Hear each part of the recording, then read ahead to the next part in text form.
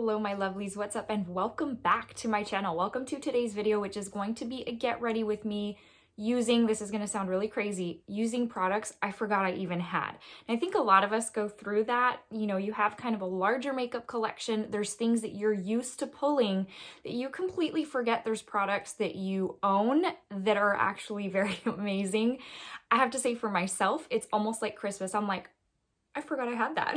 So it's kind of a neat feeling, at least for me, to find stuff that I do own that I completely forgot. And the other day I was looking, found a couple things, I'm like, I forgot I had these. I need to put these to use. And I was like, what else have I forgotten? And I started going through my collection and I was like, wow. So that's what this is going to be today. And we've got quite a few things to put to use. So it's going to be voiceover style. So I don't get too chatty, but you know, I can still get a little chatty in the voiceovers. And we're just gonna put this makeup on my face. So if you're interested in seeing what products I forgot I even had, what I'm gonna put on my face and just kind of talk makeup together, then just keep on watching. So I'm going to start off with the Too Faced Hangover Primer. How sad is it that I had already forgotten I had this primer from the holiday set that I picked up. It was sitting in the little bag that it came with. It came with a couple other things, but I had put it in a corner and completely forgotten about it. So I was happy to find it and now put it to use. I actually really like this primer. Hydrates my skin. So y'all remember this one. This was my #1 foundation for the longest time. It's the Bite Beauty Changemaker Supercharged Micellar Foundation. Mine is in the shade L40.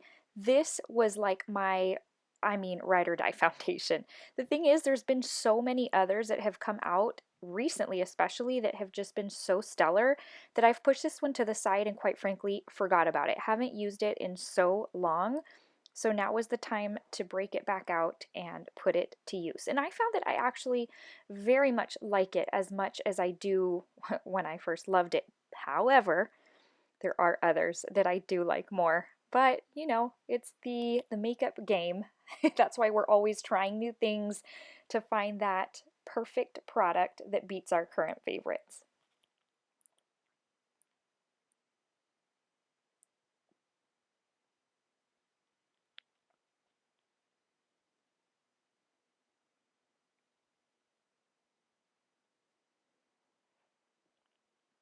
Now, I'm going to go in with a newer concealer. This is the Jouer concealer that I picked up in my Sephora haul. The thing about it is I don't have a forgotten concealer. So I keep all my concealers in a drawer, and I open that drawer every single day and pick from my concealers. I don't have many. I have about 5 or 6.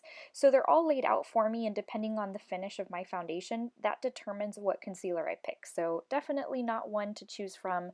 So I went with a newbie, but just basically trying it out for the first time here on this video. And I'm not going to speak too much on it because I have another video coming where I'll speak a little bit more into it. But it was okay. It wasn't in this video as high coverage as I had heard it to be, as I had heard the hype. I did have to go in with a couple of different layers. So like I said, definitely not old forgotten makeup, definitely a new one for me, but I don't know. Let's move into powder. I completely forgot I had this Laura Mercier powder, and there is no sifter. I'm not a fan of that. It's the Translucent Setting Powder Glow. So it's not the original, it's the one that has a glow. It is a little bit on the gold side, like it has a gold type of finish. I don't know how to describe that because that sounds horrible. But the glow does have a gold finish. So the reason I don't use the regular translucent powder is it's just too drying on my skin. And this one's not only hard to work with, but I mean, the powder goes everywhere. Like I said, I'm used to a sifter. And this was just, now I remember why it's like tucked away in the back corner of a drawer. It is not my favorite powder, and quite frankly, I don't see myself using it past this video. That's why it has not been used. It has just been alone and forgotten, and I'm just not a fan. Everything from having to grab product without a sifter, to it looking a little bit gold on my skin, to it just being drying. I'm just not a fan. And then closing it is just interesting. Okay, moving into bronzer. Y'all remember the Tutti Frutti collection? Man, I loved that collection when it launched, and then I just kind of forgot about it. So this is the Pineapple Sun Duo. It comes with a bronzer and a highlight, or you can mix them and just make a super luminous bronzer. So going in with a denser brush, because this is a super stiffly packed powder. Now, I do like this bronzer as much as when I first bought it and was first using it. It does have like a glow. The only thing is you really have to dig your brush in there to get product. And again, mine is getting a little bit older, so I'm having to work a little harder. This stuff, as it gets older, you know, it gets a little stiffer in the pan, but it was stiff enough to begin with. Really happy I pulled this one out though, because completely had forgotten about it. There's just other bronzers that I've enjoyed so much more lately that this one hasn't been getting any kind of love. Literally, I think since I first purchased it when the Tutti Frutti collection first came out. It's been a while. Let's go into a luxury product that I had completely forgotten about. This was in my blush drawer towards the back, and I was like, hey, I have a Charlotte Tilbury blush. So this one is the Cheek to Chic in the shade Ecstasy, and it is so, so pretty. This is a lighter shade, and it prompts me to want to get more because, and I had the same thought when I first bought this one, like, I need to get a couple more. But then again, there's so much new makeup on the market that things fall off your radar, especially as they age and become a little bit older products, that you're focused on the new. But this is so pretty. Now, I did have to layer several times, but again, as I was doing my complexion makeup and going through my little process, I remembered how much I dislike that Laura Mercier powder because it makes everything else harder to work with. It's harder to place down bronzer, blush, and all that. And this is a very lovely blush to work with. And I was having to go in like 2 or 3 times, and it ended up looking super powdery again because of that translucent powder. Next is the Ciate. What were these called? It's a highlight. This one's in the shade Starburst. And these, I remember when I first picked this one up, I loved it so much. I have this one in the pinky one, the moon, whatever. These were so pigmented and so metallic at the time, and I loved them. Here's how it's funny how much makeup evolves. As I was using this, now granted, yes, it is older because I had absolutely forgotten about this, hadn't used it in, I don't know, maybe a year. But as I was placing this down, I was like, I remember being so wowed by this when this first came out, and now I'm like, oh, it's just okay. So I think there's a couple of things. One, it's definitely an older product in my collection, and it's not fresh and new anymore. But also, there's been so many improvements to all of these products that now highlights are really packing a punch. They look super metallic, have an amazing finish, and so products that maybe came out 1, 2, 3 years ago are kind of outdated, if you know what I mean. So this definitely falls in that category. Let's go into my e.l.f. Putty Primer. This isn't old makeup. I use this every day, but definitely need to lay this down so that we can put some old eyeshadow on the lids. I'm just going to put this down with a brush the way I usually do. I love this primer. It is my go-to, and I think it's like $2 or $3.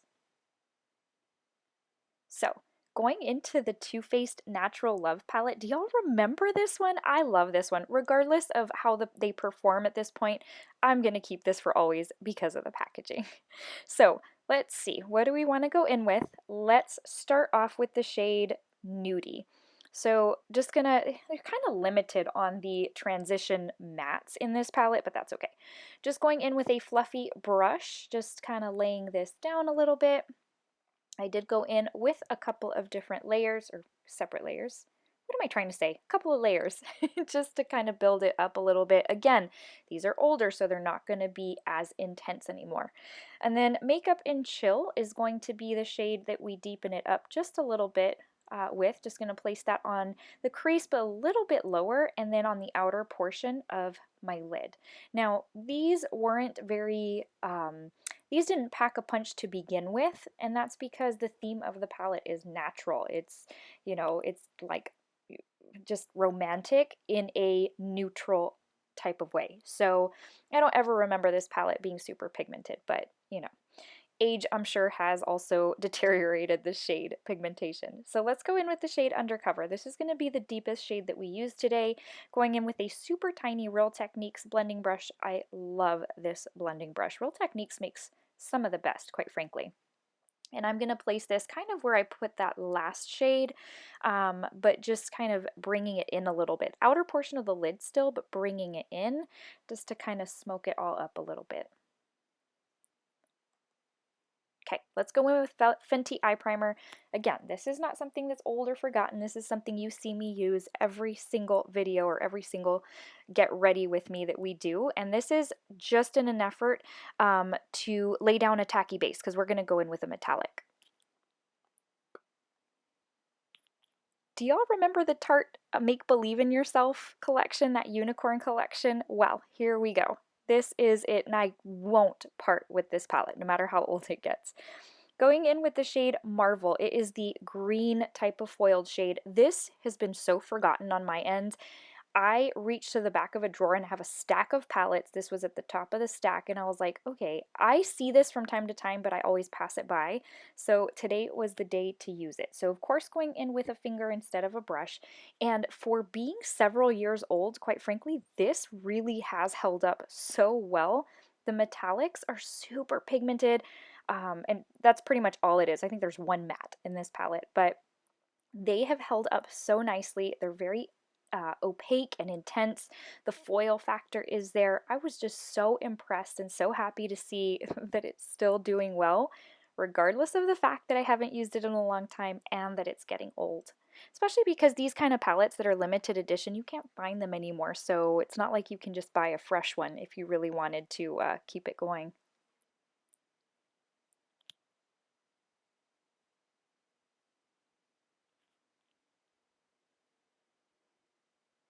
So let's go ahead and go back into the Natural Love palette into Makeup and Chill. This is going to be what we use on the lower lash line. Just going to pretty much line the entire lower lash line to bring everything together, to make everything a little bit more cohesive.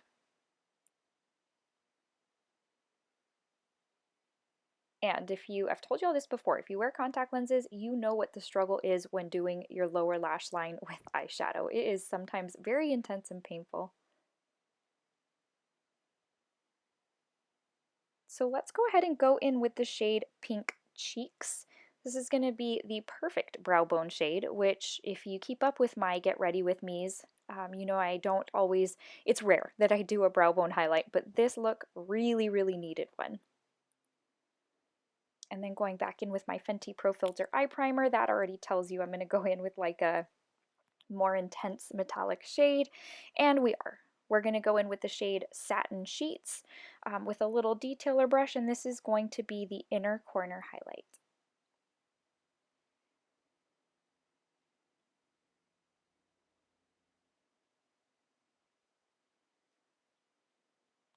Okay, I'll be right back. Just going to go in with some lashes and mascara. Going in with the KKW lip liner. That's not something that's old and forgotten. I use these pretty frequently, but it is the lip liner that's going to go best with the lipstick that we're going to use.